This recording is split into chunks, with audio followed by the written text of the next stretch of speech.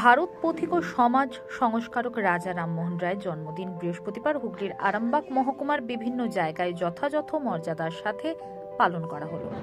এদিন তালতলা বাজার সংলগ্ন রামমোহন লাইব্রেরিতে তার জন্মদিন উপলক্ষে আবক্ষ মূর্তিতে মাল্যদান করে শ্রদ্ধা নিবেদন করেন আরামবাগ পৌরসভার প্রাক্তন চেয়ারম্যান তথা কাউন্সিলর স্বপন নন্দী।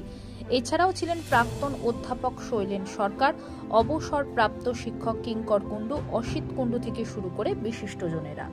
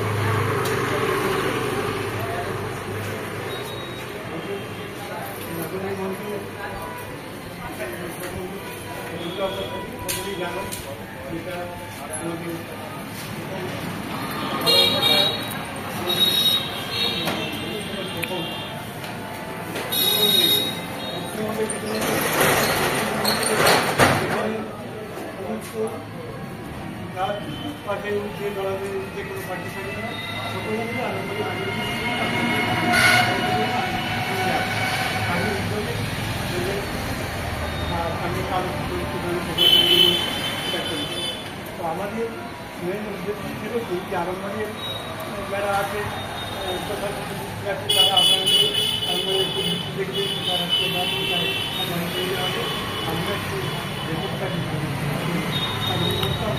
আরামবাগের উচিত বর্তমানে এবং ভবিষ্যৎ নিয়ে আমরা চিন্তা করে করি।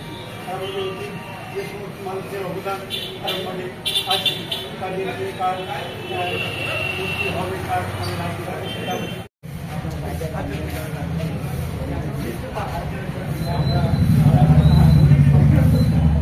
পক্ষ থেকে বছরের যায় আমরা আজকে মাল্যদান করলাম এবং তার স্মৃতিচারণ আমরা করছি। আমরা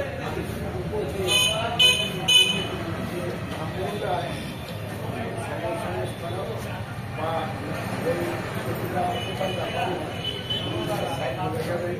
যে পাশ্চাত্য যে শিক্ষা পরীক্ষার ব্যাপারে যেভাবে ভেবেছেন, তাই আমরা বিভিন্ন জায়গায় যখন আমাদের হয় আমরা বলি যে আমরা এমন একটি জায়গার মালিক, আমরা যে মহকুমার মালিক যেখানে জন্মেছেন আমাদের সেই ভারতবর্ষের এবং সময় সংস্করণ সেই রাজা রামমোহন রায় যে মহকুমায় সেখানে জন্মেছি, বীরসিংহের সিংহ শিশু বিদ্যাসাগর তার সেই মহকুমায় জন্মেছি, ঠাকুর রামকৃষ্ণদেব যে জন্মস্থান আমাদের আরামবাগ মহকুমার কামারপুরে সেখানে আমরা জন্মেছি, সারদা মায়ের পদ্মস্থান এখানে, বিজ্ঞানী জ্ঞান ঘোষেরও জন্মস্থান হচ্ছে আমাদের আরামবাগ মহকুমায়।